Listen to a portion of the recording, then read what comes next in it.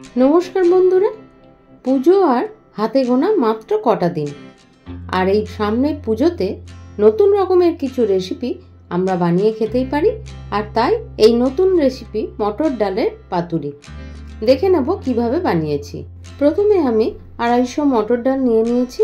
ভালো করে দু একবার ধুয়ে নিয়ে তারপর জল দিয়ে ভিজিয়ে আমি 3-4 ঘন্টা রেখে দিয়েছি।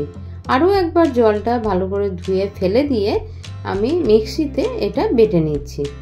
এইভাবে পুরো ডালটা বেটে নেওয়ার পর এর মধ্যে নারকেল কোড়া, সেটাকে আমি মিক্সিতে বেটে নিয়েছি, সেটা 3-4 চামচ পরিমাণ দিয়ে পরিমাণ মতো নুন আর চিনি দিয়ে ভালো করে মিশিয়ে নিয়ে এর মধ্যে অল্প সামান্য লঙ্কা গুঁড়ো মিশিয়ে নিয়েছি।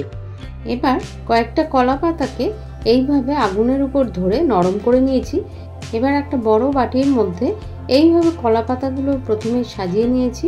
এবার কলা পাতার উপর কিছুটা সর্ষের তেল ছড়িয়ে দিয়ে ভালো করে এটাকে চাড়িয়ে নিয়েছি। এবার এর মধ্যে যে ডাল বাটাটা আমি মিশিয়েছিলাম সব নুন চিনি দিয়ে, সেই ডাল বাটাটা আমি এর মধ্যে দিয়ে দিয়েছি। এবার উপর থেকে আরও খানিকটা সর্ষের তেল দিয়ে তার উপর কাঁচা লঙ্কা কিছু সাজিয়ে দিয়েছি। এইবার কলা পাতাগুলো ভালো করে মুড়ে নিতে হবে। এইভাবে চৌকো করে, এটা যদি চৌকো পাত্র আপনারা নিতে পারেন তাহলে খুবই ভালো হয়, আর না হলেও কোনো অসুবিধে নেই। এইভাবে মুড়ে নিতে হবে সব দিকটা।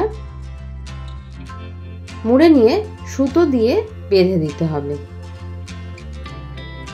এটা একটু পরিমাণটা বড় বলে একটু অসুবিধে হচ্ছে। এইভাবে চারদিক মুড়ে নিতে হবে। যেহেতু এখানে একটু ডাল বাটাটার পরিমাণ বেশি তাই একটু ভারীও হয়েছে, তাই এই সুতোতে ভাতটা নিতে পারবে না বলে আরও মোটা সুতো দিয়ে আমি পরে বেঁধে নিয়েছি। এইভাবে ঢাকা দিয়ে দিয়েছি যাতে কোনোভাবে বেরিয়ে না আসতে পারে। এইভাবে মোটা সুতো দিয়ে এর উপরে আমি বেঁধে নিয়েছি। এখানে পুরো ডাল বাটাটা আমার লাগেনি, কারণ বেশি হয়ে যেত, সেটা আবার আমি অন্য সময় করে নেব। এইভাবে পুরো চারদিক ভালো করে মোটামুটি চৌকো করে একটা শেপ দিয়ে করে নিয়ে এইভাবে প্যানেতে অল্প তেল ছড়িয়ে গ্যাসের আঁচ কম করে এই পাতুরিটা এর মধ্যে দিয়ে চাপা দিয়ে 5 থেকে 6 মিনিট রেখে দিয়েছি। তারপরে আবার উল্টে দিয়ে আরও 7-8 মিনিট আমি এটা রেখে দেবো। আবার গ্যাসের আঁচটা বন্ধ করে দিয়ে খানিকক্ষণ ওর মধ্যেই রেখে দেবো। একটু ঠান্ডা হয়ে গেলে তারপরে এইভাবে নামিয়ে নিয়ে সুতোগুলো আমি কেটে নিচ্ছি। কেটে নিয়ে পাতাগুলো সরিয়ে নিচ্ছি।